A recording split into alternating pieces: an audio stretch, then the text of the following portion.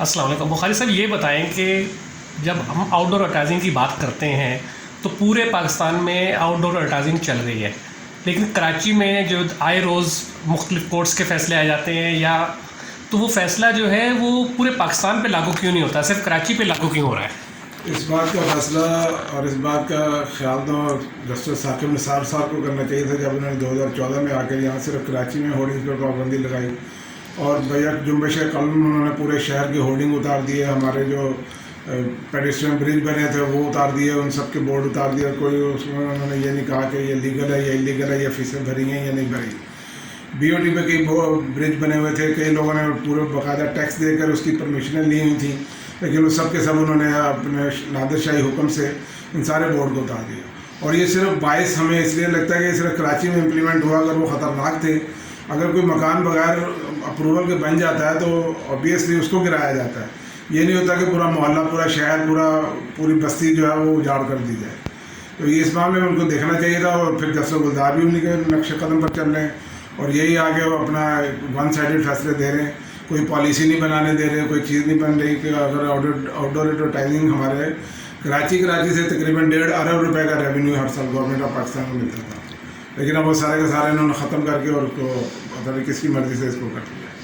तो ये जो आप लोग जो है ये बताएंगे, जो सुप्रीम कोर्ट जब फैसला करती है तो ये कराची के लिए क्यों किया? मतलब पूरे पाकिस्तान में आप लोगों ने कोई अपील की, कोई किसी से बात की? हमारी हर शहर से अपील हुई है, बल्कि कराची वालों ने तो इसके बाकायदा उन्होंने पटिशन दाखिल की हुई है, लेकिन उसका कोई सुनवाई नहीं होकर दे रही।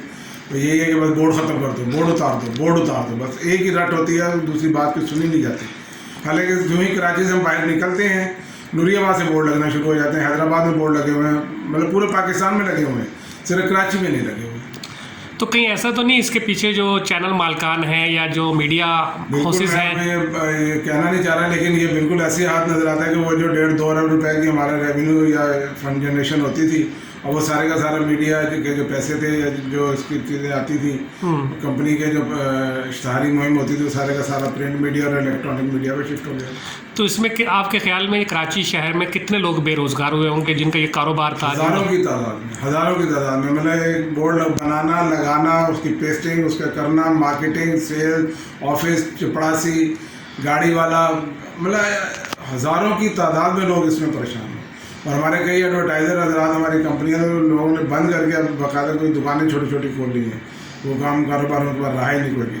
और करोड़ों रुपये का मुझे ज़ाती तौर पर 4 करोड़ रुपये का एक रात में नुकसान हो गया। हमने 5 करोड़ रुपये लगा कर जो हमने ब्रिज बनाए थे वो एकदम सफर हो गए।